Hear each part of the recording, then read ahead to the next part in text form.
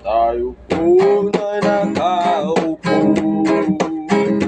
subukan nyo namang tumayo. Baka matanaw ninyo ang tunay na kalagayan ko.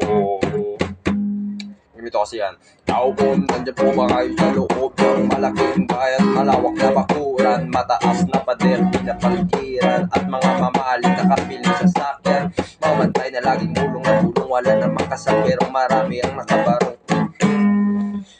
Mga plato kutsara nyo na hindi kilala ang totoong